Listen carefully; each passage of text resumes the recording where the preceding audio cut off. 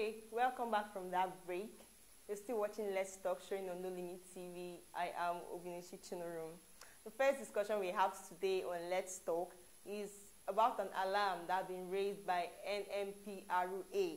NMPRA is the Nigerian Mainstream and Downstream Petroleum Regulatory Authority. They raised an alarm over what they termed as massive oil thefts in the Bonny area of Rivers State. Bonny is in Rivers State, Nigeria. Okay, they raised an alarm in a letter dated 8th of June, saying that there have been mass oil theft and economic sabotage, because as we all know, Nigeria is one of Nigeria's biggest national or natural resource rather is the crude oil, and Rivers State is one of the oil producing states in the country. So there has been a massive oil theft in the Bonny area of Nigeria, and it has caused sabotage to the economy, as there have been losses in the oil sector of the country. So they raised an alarm saying that please, the Nigerian military should please check their balances and check this area of these states to tighten all corners and know that there has been oil theft, and it's massive in the sense that oil bunkering, let's put it that way. There have been oil bunkering, and Nigerian military should do what they should do to keep in check of this thing, that this ill or societal ill, yes, and is also affecting the country's economy as well.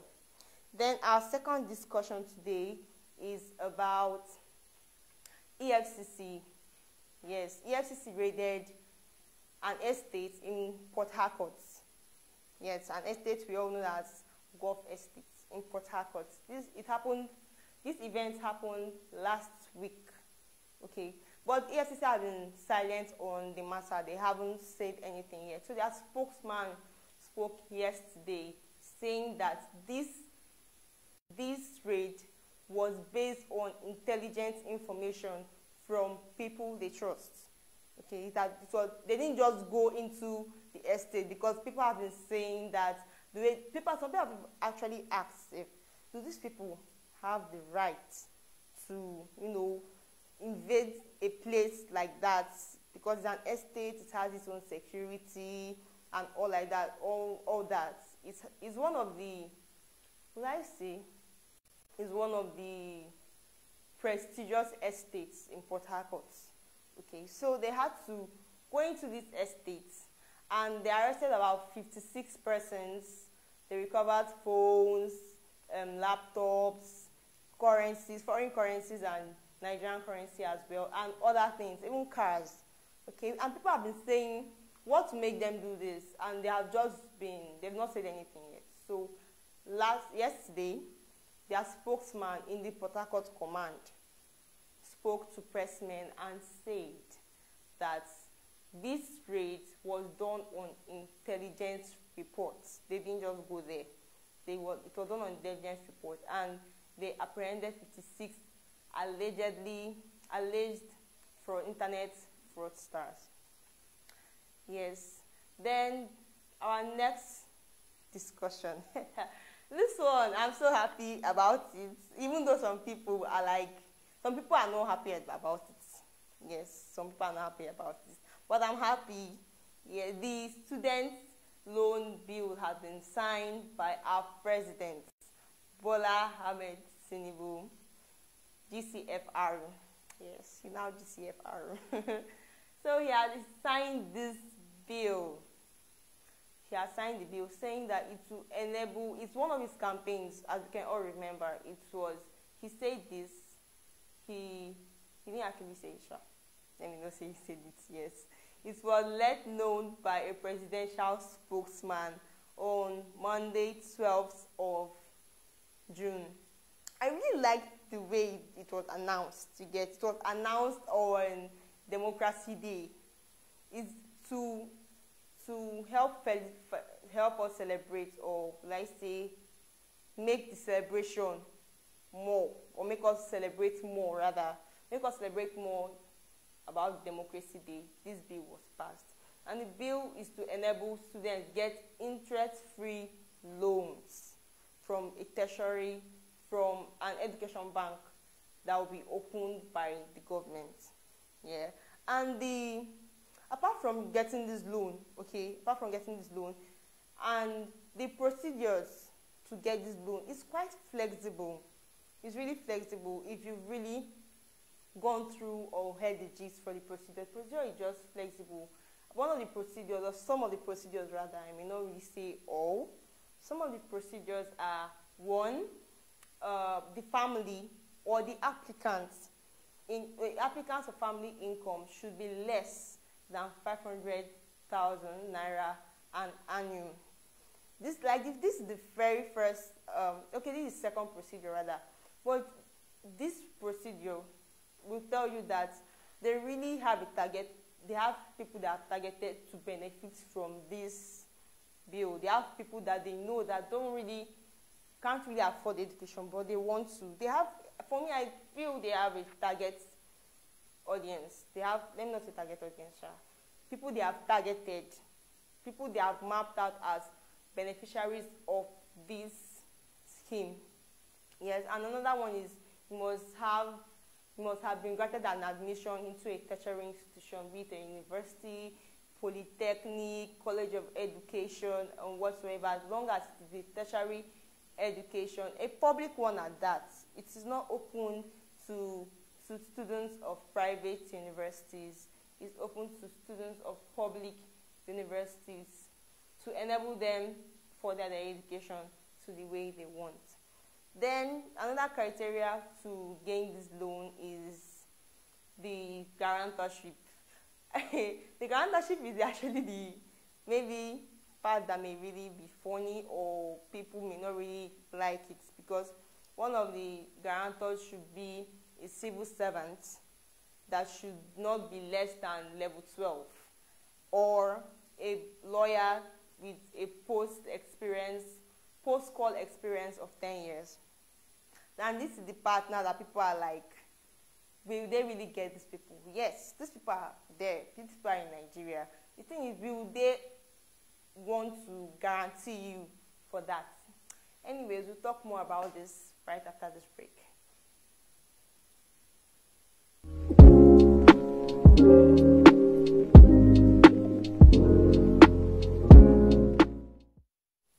Welcome back. You're still watching Let's Talk, showing on No Limit TV. I am Obinisi Chinurum, your host today.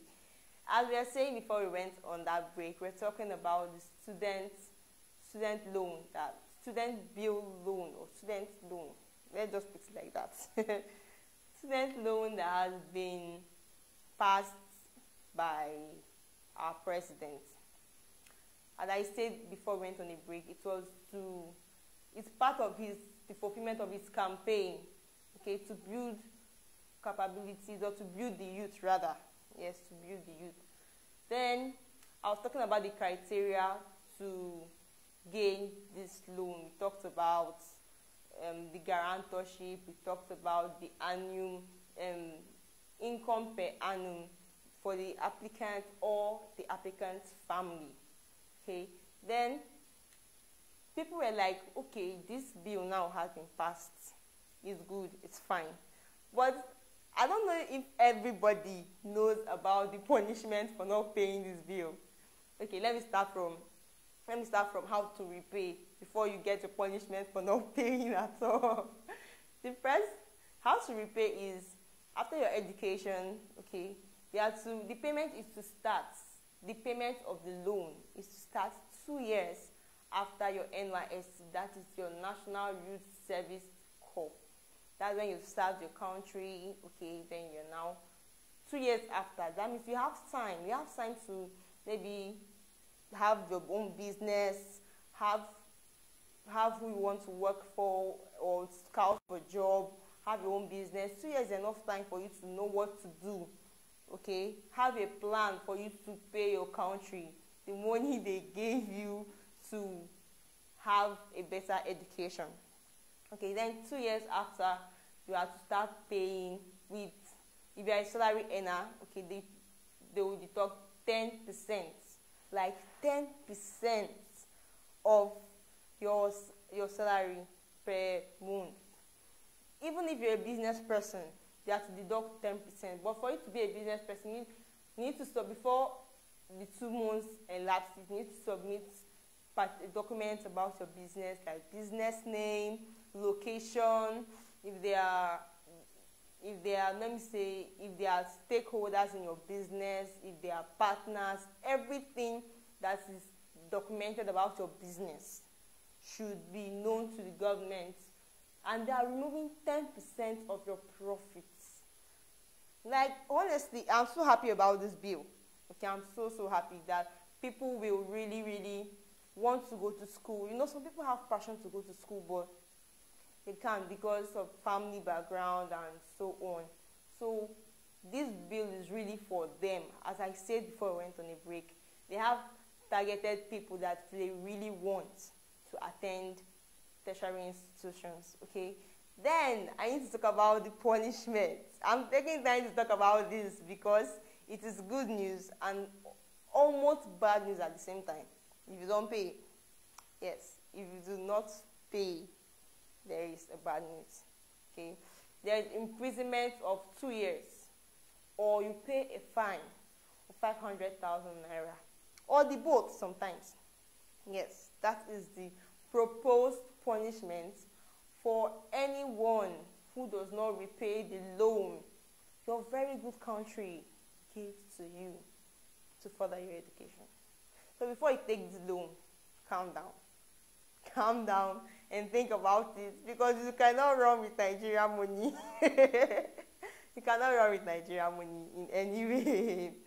Yes, that is for that. I think I've told you how to get the loan. I've told you things you need to know about the loan, how to get it, and what your punishment be. Yes, okay, I didn't really tell you everything about how to get it. Another thing that you write a letter to the School of Affairs, because the money will be, let's say, it will be sent to you. It will be sent to you, but it has to go through the process of your school. Let your school, you are a real student of the school, and other records that are necessary for them to give you that loan. Then I have another good news, very good news. I'm so happy about this one. I am so happy. It is about the Guinness World Book of Records and Hilda Basi. Hilda Basi is a Nigerian chef. She's from the Akwa Ibom State. She's from Akwa Ibom State. Okay, she's a Nigerian chef, 26 years old.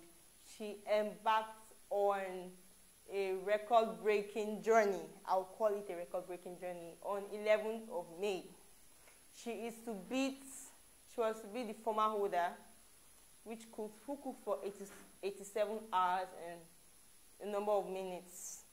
Okay, she was to beat the former holder rather of that record, who is an Indian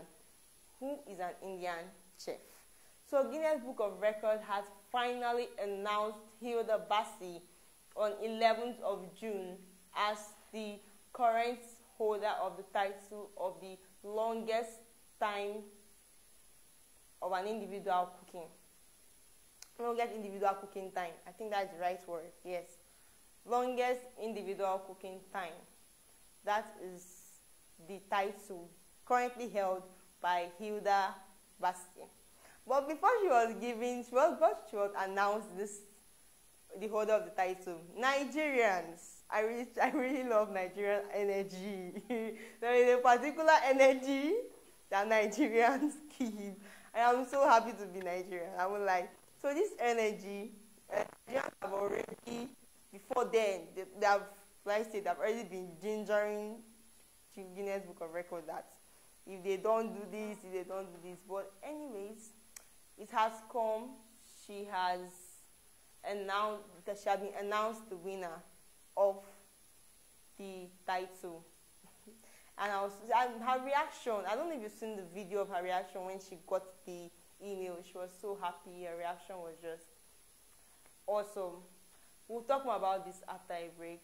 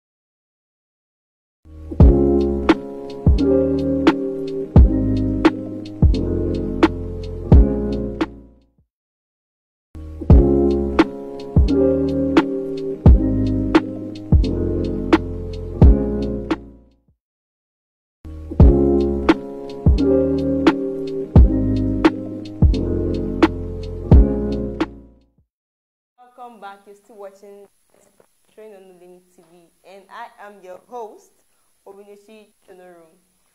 Before the break, we are talking about Hilda Baci and her being announced by Guinness Book of Records as the holder of the title of the longest cooking time by an individual. Talking about Hilda Baci and being announced by Guinness World Book of Records, there is somebody currently wanting to break Hilda Baci's. I need to laugh. There is a Chef Dami in Ekiti State, currently, which is on her, okay, no, not currently. I won't say currently because she's done already. She cooks for 120 hours. Chef Dami of Ekiti State cooks for 120 hours. She wanted to break Hilda Baci's record. Well, you know the funny thing about Hilda Baci's record? Hilda Baci cooked for 100 hours and 2 minutes. Okay? But Guinness Book of Records, according to, after their review and everything, they announced that the cooking time to them, that after all their review and preview, after everything, she cooked for 93 hours and 11 minutes to them. Like, she claimed in their press release, she cooked for, they know that she actually cooked for 100 hours and 3 minutes. But according to, after they did whatever they did, their review and everything, it was recorded, or it is recorded, that she cooked for 93 hours and 2 minutes. That is it. But Chef Dami cooks for 120 hours. Anyways, we don't know if the Guinness Book of Records will announce her as the winner later on. But we should just keep our fingers crossed.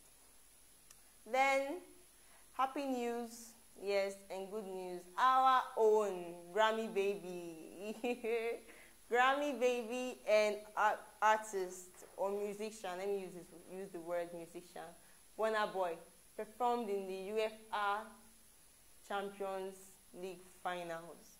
Have you watched the performance? It is, I don't know what to say. I don't know the right words to use, but it was awesome. Let me just use the word awesome, because that performance was awesome. Burna Boy is no longer repping the country as Nigeria. He's now repping a whole continent as the giant of Africa. So he performed at the UEFA Champions League finals. He didn't just perform. He gave his necklace, a very precious and expensive jewelry, to Thierry Henry, a former player for Barcelona and Arsenal, who is a presenter. Wow. Like, two iconic moments at the same time. We're so happy. Nigerians are so proud of you, Burna Boy. We're so proud of you. Keep doing what you're doing to bring us to positive light. We really appreciate it. Then another, or let's say the last gist we have today, the very last gist we have today, is about the Grammy. Yes, Grammy announced that they've added another category of African music performance to the awards, and it's so amazing. I feel this category, okay, that they did or that they brought out is for Africans, and they have seen that Africans are working themselves. They have worked to deserve this award, so why not give it to them? So kudos Grammy to acknowledge Africa as a continent. I see this as Grammy appreciating us, our culture, and everything we have to present to the world. This category comprises of all genres of African music: Afro-pop, Afrobeats, Afro-pop, and other genres of African music rather. So yes, that is what Grammy did, and we are so happy. I'm actually happy though. Yes, I am. That is all we have for you on Let's Talk today. I am Obinichi Chinurum. Please, you can advertise with us. You can advertise with us. Advertise your brand. This is a very good platform to advertise your brand and let people know about you and your brand. Follow us on social media and at No Limit _Naija on Instagram, No Limit TV on Facebook, No Limit TV on YouTube. You can follow me on Instagram, Obinichi _Chinurum on Instagram, Obinichi Chinurum on Facebook, and that's for that. Until next time, that is next week Wednesday. Remember, save the date. Next week Wednesday. Bye.